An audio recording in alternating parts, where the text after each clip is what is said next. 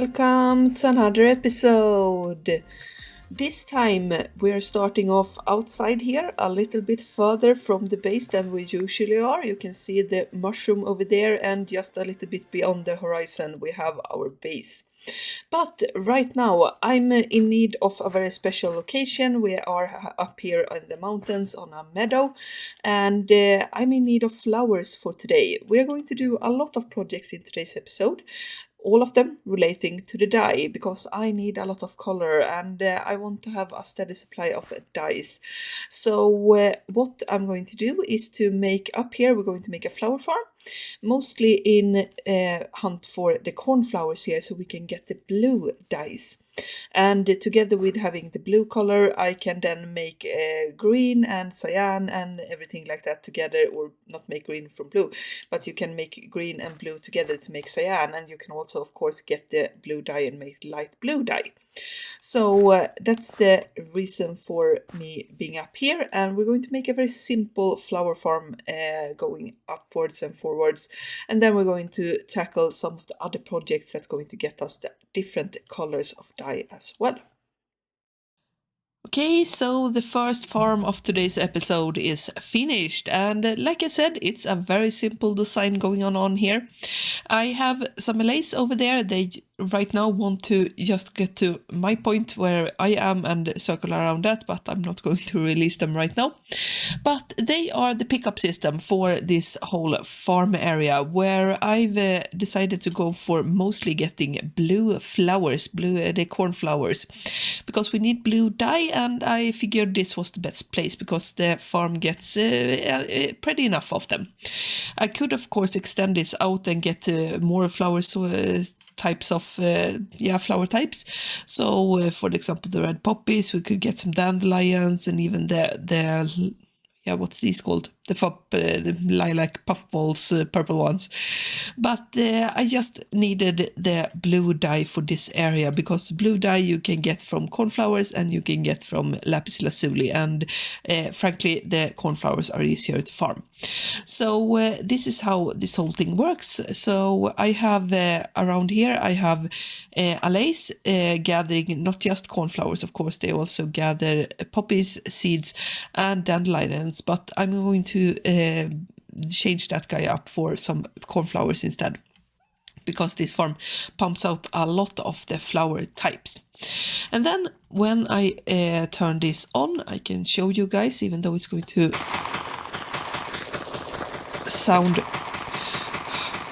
sound very horrendous and not very nicely, but as you probably saw there, you can see that, or saw that the pistons goes back and forth, back and forth, back and forth in a very fast pace, because we have this observer clock over here, and each and every one of those times I have a dispenser dispensing out bone meal inside of here, and I have not have much bone meal. I need to fill that up, but you can see here that we have a lot of flowers that got put out.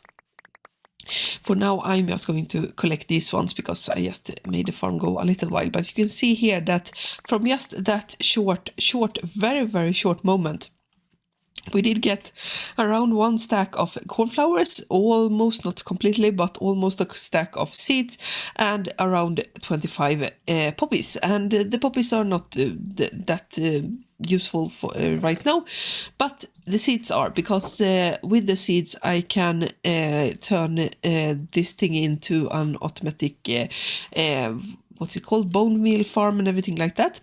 I also had this idea, that's why this is here, that I can stand on over here and the allays drops everything by me, and I have a full inventory filled with, for example, cornflowers, or filled with the other stuff that I don't want to pick.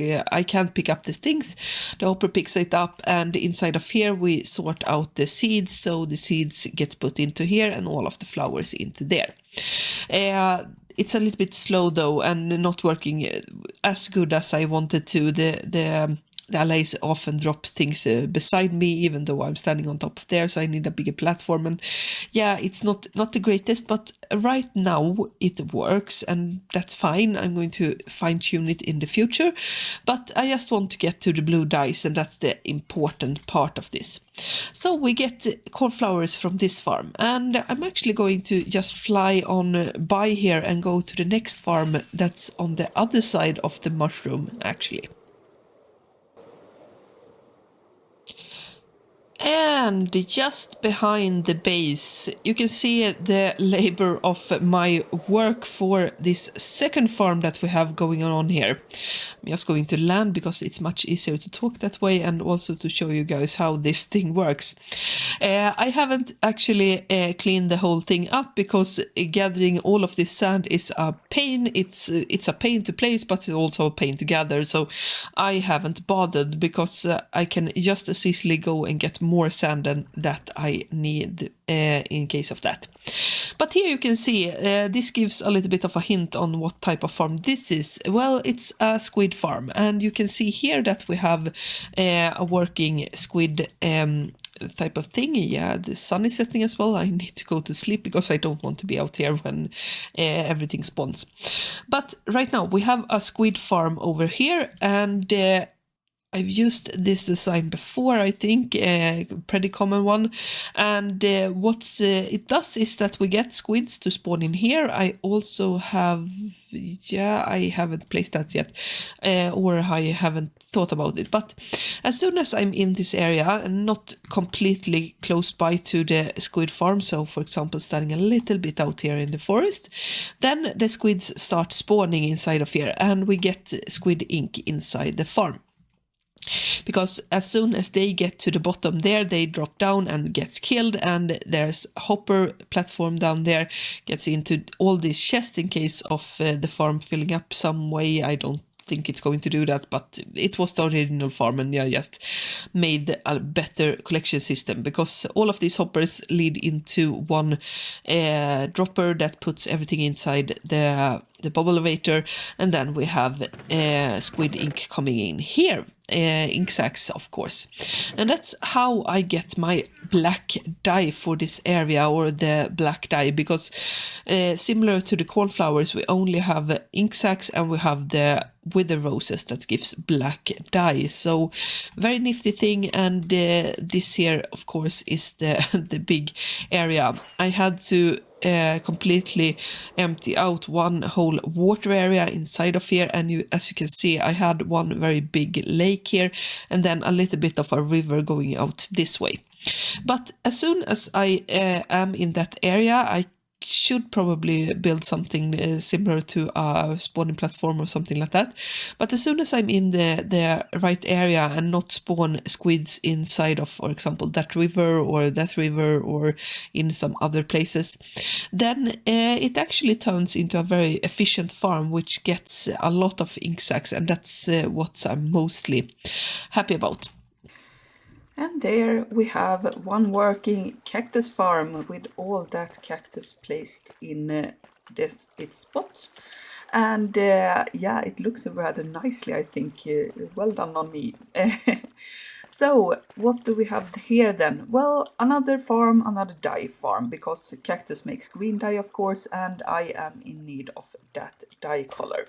Together with the bone meal, we are going to be able to make more lime dye as well, even though I could probably use or do a pickle farm as well, but right now we're just going to use the cactus farm. And how does this work then? Well, it's very easy. It's a very old mechanic on cactus, and I've just done it in this sort of straight row rather than the cube shape that you usually see a cactus farm is made in. And what happens then? Well, for those of you who don't know, cactus doesn't like to grow beside another block. And it's going to pop off as soon as it has a block beside the thing.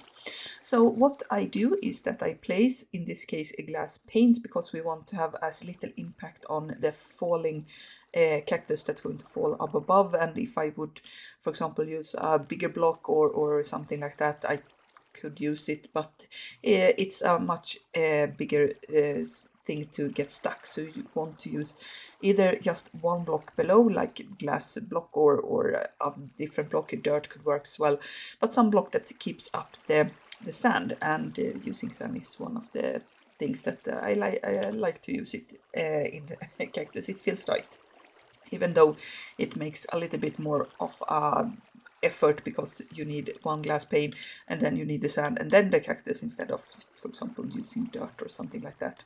I don't remember which blocks cactus grow on, but I think dirt and sand is one or two of them. And then, of course, as soon as this cactus are going to grow up one block, it's going to notice that, oh, it's glass panes here, I don't want to grow here, and pop off that cactus block. And then we're going to have a lot of cactus just popping off here and there when it grows to its second state. And I've also used a little bit of space management, so that the glass panes used for keeping up one row of sand is also used to get the other row in where the cactus, the pop off type of thing. So right now I only have one more thing to do, and that's put a glass wall in front of here, because otherwise we are going to have some cactus that maybe gets stuck on this glass row here. And I've also gone with a very simple collection system. We have hoppers here that gets pushed into with the water, and the reason for me having two wide is twofold. One thing is that I want the cactus to actually have a chance to sort of pop off a bit further away, so they don't risk to land on the cactus here down below if it's one of them up there. And also because I need flowing water for the water to actually go into the hoppers here, so I need it to be too wide, because if it was one wide, then this whole thing would be still water or not flowing water, and that was not going to work. So that's what we have here, and I think I saw one cactus pop off just as I started talking to you guys, and it's nice to know it works, but right now I'm just waiting for the cactus to start growing. So now we leave the cactus farm behind, and I'm actually going to go not very far away, because the next farm is for the brown dye, and it's only one item, I think at least, that's going to give you brown dye in Minecraft, and that's cocoa beans.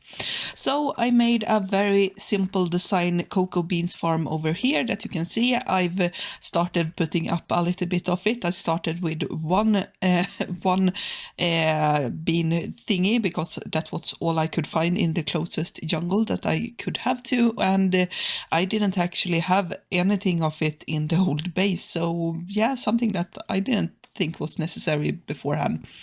But here we have it, and very easy design, like I said. I've done it a little bit more automatic, so when the farm is ready, you can see here that we have an observer.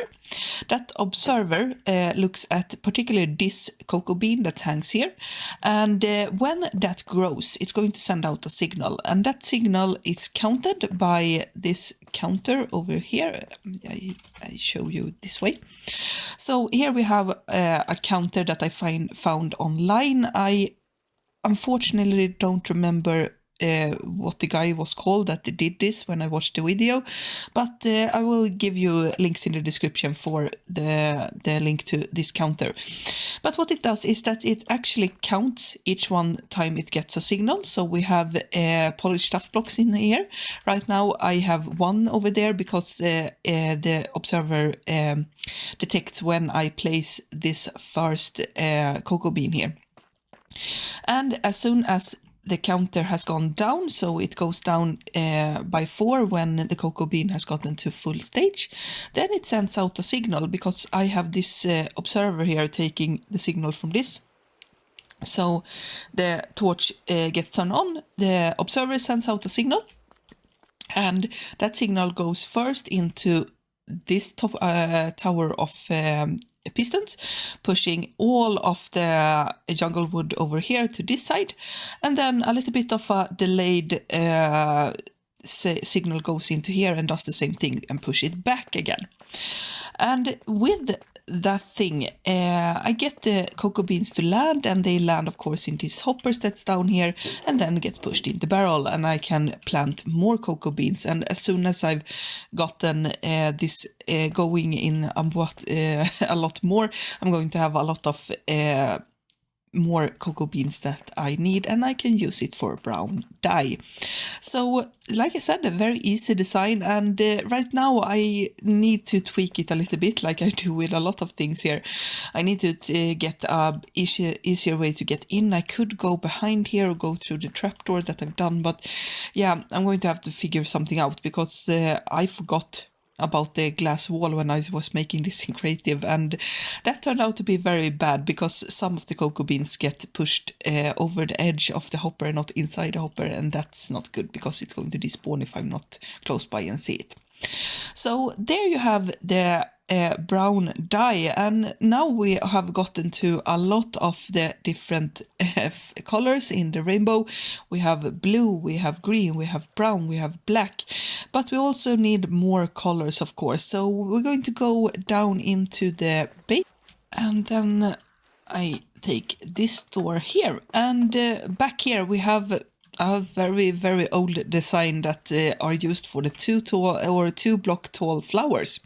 And this is the last bit of my dye collection farms of today's episode, because with these dyes that we get here, we get pink, we get red, we get yellow, and we get magenta, I think, or is it purple? No, magenta. And with these flowers, I can make any color I want. Some of them I'm going to craft, some of them I get close by. And how does this work then? Well, for those of you who don't recognize this design, you can see that we have a dispenser just behind the 2 block tall flowers. I'm saying too tall, and it's not too tall. So what that happens is that when you bone meal a flower that's 2 blocks tall, when you bone meal it on the lower part here, it sends out another flower, and you get a lot of these flowers. So what I did is just put these down and put the hoppers down there, or the dispensers back there, and then we have a couple of shulker boxes filled with bone meal going into them. In between here I have one repeater going to send a signal from this place, and I have this sort of just redstone to get all of these things going with an observer clock. So what happens is this, and you can see here that we get a lot of the flowers inside, and that works very nice. And then we stop it by that, and you can see in here that we got a couple of flowers. So that's going to be it for this episode. I hope you have enjoyed it, because I have done a lot of things in this color extravaganza that we have over here. And if you enjoyed it, consider leaving a like, maybe even leave a comment and tell me what you liked about the episode. And I encourage you to subscribe so you don't miss future episodes. We'll see each other. Goodbye.